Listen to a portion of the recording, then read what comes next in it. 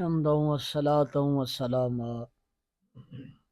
اصول فارسی درس نمبر 38۔ آج کے درس میں ہم فاعل کا بیان پڑھیں گے۔ فاعل کا بیان، فاعل بنانے کا طریقہ ہم نے پیچھے پڑھ لیا تھا، بہت وضاحت کے ساتھ۔ بہت سے طریقے ہم نے پڑھے تھے کہ ایسے بھی فاعل بناتے ہیں، ایسے بھی فاعل بناتے ہیں۔ مقدمہ میں بھی ہم نے اس کو پڑھا تھا۔ اب مزید وضاحت جو ہے وہ فاعل کی پیش کی جا رہی ہے، تو توجہ فرمائیے۔ انہوں نے تعریف لکھا ہے، لیکن یہ تعریف نہیں ہے، تعریف وہی ہے جو پہلے ہو چکی ہے۔ اب یہاں ویسے تمہیدی بات انہوں نے پیش کی ہے۔ ہر فعل کے لیے فاعل کا ہونا ضروری ہوتا ہے، خواہ وہ فاعل ظاہر ہو یا پوشیدہ ہو۔ کہتے ہیں کہ ہر فعل کے لیے فاعل ضروری ہوتا ہے، کبھی وہ ظاہر ہوتا ہے لفظوں میں اور کبھی پوشیدہ ہوتا ہے۔ بالکل اسی طرح عربی میں بھی ہوتا ہے۔ فارسی میں صیغہ واحد حاضر، جمع حاضر، واحد متکلم مع الغیر، جس کو متکلم مع الغیر، توجہ، جمع متکلم کو متکلم مع الغیر بھی کہتے ہیں۔ یہ چاروں صیغے ہمیشہ فعل بفاعل ہوتے ہیں۔ چاروں صیغے فعل بفاعل، یعنی فعل ان کے ساتھ ہوتا ہے، اور وہ ضمیر مرفوع متصل ظاہر ہے۔ ابھی ضمائر کا بیان آپ نے نہیں پڑھا، لیکن اس بات کو آپ سمجھ لیں۔ واحد حاضر کے لیے یا متصل یعنی ملی ہوئی، ٹھیک ہے، مرفوع یعنی وہ ضمیر فاعل بنتی ہے ترکیب میں، ظاہر یعنی لفظوں میں وہ ظاہر ہوتی ہے، یعنی کہ لفظوں میں وہ ضمیر ظاہر ہوتی ہے۔ چار صیغوں میں، واحد حاضر میں یا، جمع حاضر میں یا دال، واحد متکلم میں میم، جمع متکلم یعنی متکلم مع الغیر میں یا میم۔ جیسے قد سے کردند، کردی، کردید، کردم، کردیم، کردی کے اندر یا، کردید کے اندر یا دال، کردم کے اندر میم، کردیم کے اندر یا میم۔ یہ ضمیریں یہ فاعل بننے ہیں۔ اور غائب کے دونوں صیغوں کا فاعل اگر معلوم کرنا ہو تو ان صیغوں کے اردو ترجمہ سے پہلے لفظ کون یا کس نے لگا کر سوال کرو۔ غائب کے جو دو صیغے ہیں ان کا جو فاعل ہے وہ کیسے پتہ چلے گا؟ ان کی اردو ترجمہ میں کون یا کس نے لگا کر سوال کریں تو جواب ہے کہ وہ فاعل ہوگا۔ جیسے قرض اس نے کیا تو سوال کرو کس نے کیا؟ بھائی زید نے، عمر نے، بکر نے۔ زید نے کیا تو زید اس کا فاعل ہے۔ آمد آیا، کون آیا؟ آمد، کون آیا؟ کون آیا؟ زید آیا، بکر آیا، عمر آیا، پتہ چلا وہ اس کا فاعل ہے۔ جو لفظ اس کے جواب میں آئے گا وہ فاعل ہوگا۔ جیسے رفت زید، گیا زید، جب ہم نے سوال کیا کہ کون گیا تو جواب ہوگا زید، لہذا زید رفت کا فاعل ہے۔ رفت فعل اپنے فاعل سے مل کر جواب جملہ فعلیہ خبریہ ہوا۔ اسی طرح زد زید مارا زید نے، جب ہم نے سوال کیا کس نے مارا جواب ہوگا زید نے مارا۔ زد فعل اپنے فاعل سے مل کر جملہ فعلیہ خبری ہوا۔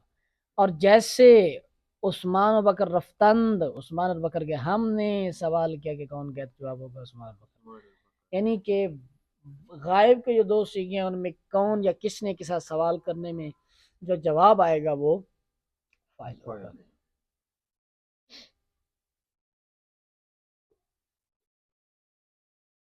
لہذا عثمان اور بکر رفتن کا فائل ہیں، فعل اپنے فعل سے مل کر جملہ فعلی خبری ہوا. اسی طرح عثمان اور بکر زدند، عثمان اور بکر نے مارا. جب ہم نے سوال کیا کس نے مارا، جواب ہوگا عثمان اور بکر نے مارا. لہذا عثمان اور بکر زدند کا فائل ہیں، فعل اپنے فعل سے مل کر جملہ فعلی خبری ہوا.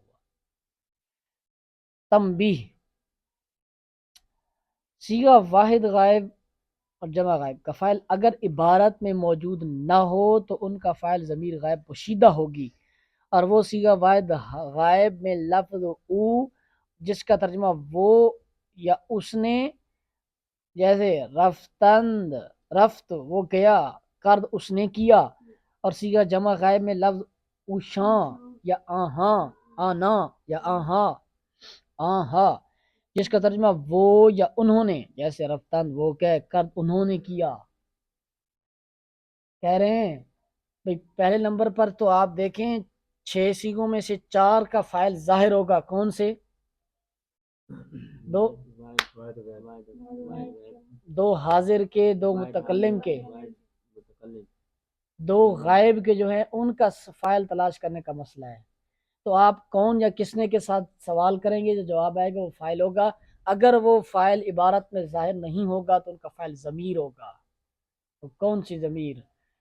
واحد کے اندر او ضمیر اور جمع کے اندر اوشاں ضمیر. فائدہ، امر حاضر معروف اور نہی حاضر معروف کے صیغہ واحد حاضر میں تو ضمیر فاعل ہمیشہ پوشیدہ ہوتی ہے.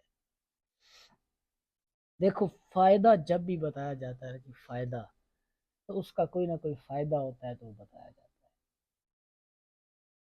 ویسے تو آپ اوپر پڑھ رہے ہیں کہ حاضر کے صیغوں میں جناب والا ضمیر کون سی ہوتی ہے، یا ہوتی ہے یا دال ہوتی ہے.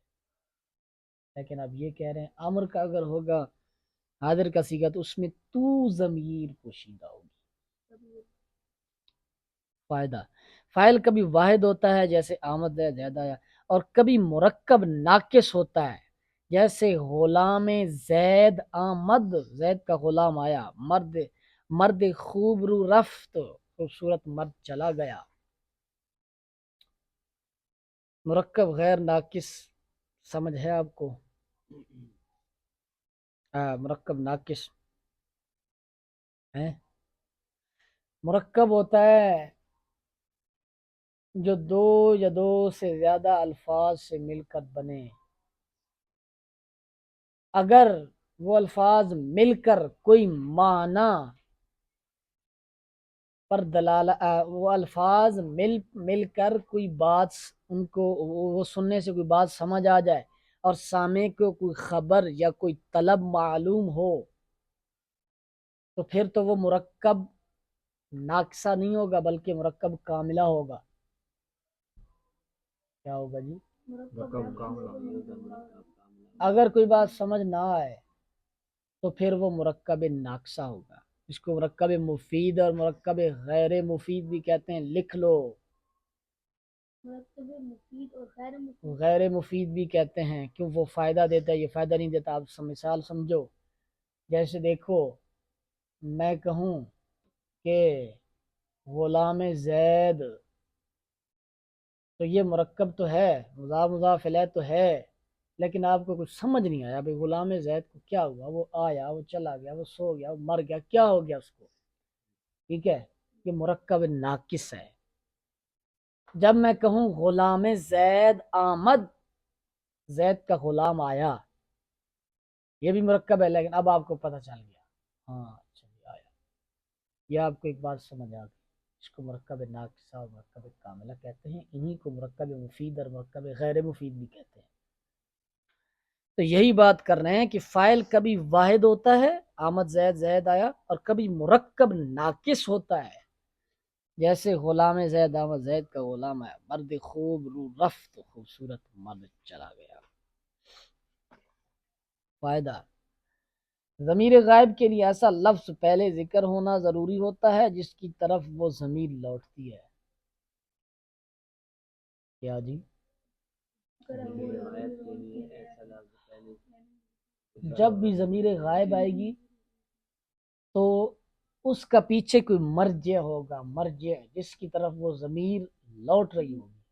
عربی میں بھی ضمیر کو راجع اور جس کی طرف ضمیر لوٹتی ہے اس کو مرجع کہتے ہیں. ضمیر کا واحد اور جمع میں اپنے مرجع کے مطابق ہونا ضروری ہوتا ہے. یعنی اگر مرجع واحد ہوگا تو اس کی طرف ضمیر واحد کی لوٹے گی، اور اگر مرجع جمع ہوگا تو اس کی طرف ضمیر جمع کی لوٹے گی.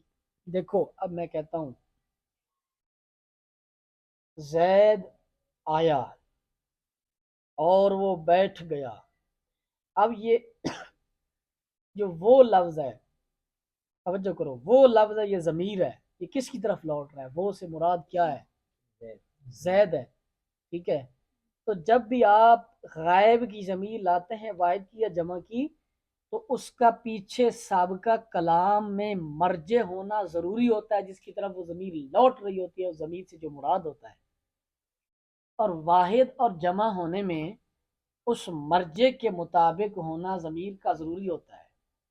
ایسا نہیں کہ آپ کہیں زید آیا اور وہ چلے گئے، یہ تو کوئی جملہ ہی نہ ہوا. آیا واحد اور گئے جمع. ٹھیک ہے، زید ایک عظیم انسان ہے. ٹھیک ہے، وہ بہت ذہین ہیں. تو یہ تو پھر مطابقت ہی نہ ہوئی.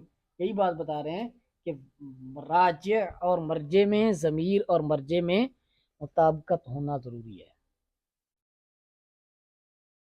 اور اگر مرجع جمع ہوگا تو اس کی طرف ضمیر جمع کی لوٹے گی. جیسے آمد زید و بنشست، آیا زید اور وہ بیٹھا. یہاں نشست فعل میں او ضمیر پوشیدہ ہے جس کا ترجمہ وہ ہے، اور اس کا مرجع زید ہے. اور جیسے زید و بکر آمدند و بھی زدند، زید اور بکر آئے اور انہوں نے مارا. یہاں نشستند فعل میں اوشاں ضمیر پوشیدہ ہے جس کا ترجمہ انہوں نے ہے، اور اس کا مرجع زید اور بکر ہے.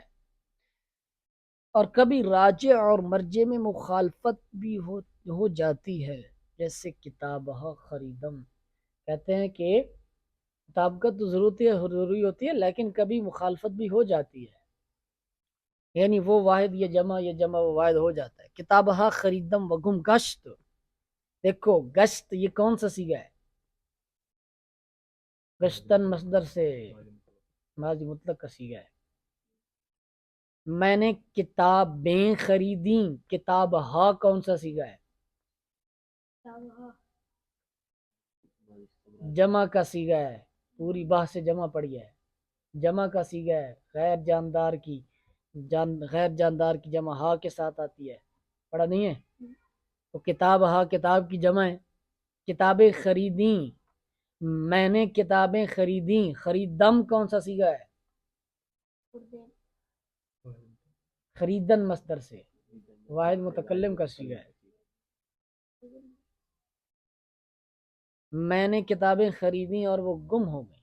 دیکھو پیچھے خریدیں خریدم ہے، پیچھے کتاب ہا ہے جمع ہے، آگے گم گشت گم ہو گئی، آگے واحد ہے. تو ایسا بھی کبھی ہو جاتا ہے. یہاں گشت فعل میں او ضمیر پوشیدہ ہے جس کا ترجمہ وہ ہے، اور اس کا مرجع لفظ کتاب ہا جمع ہے.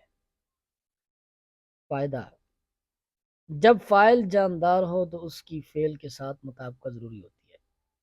یعنی اگر فاعل واحد ہے تو فعل واحد لائیں گے، اور اگر فاعل جمع ہو تو فعل جمع لائیں گے. جیسے جہانگیر آمد، طالبان برفتند. اور اگر فاعل غیر جاندار ہو یا اس میں جمع ہو تو فعل کو واحد لانا اچھا ہے. جیسے کتاب حاصل شد، کتابیں مل گئیں. لشکر آمد، لشکر آ گیا. یہ انہوں نے آخر پر فائدہ بتا دیا. تو یہ تھا جی آج کا درس. ھذا ھو المرام.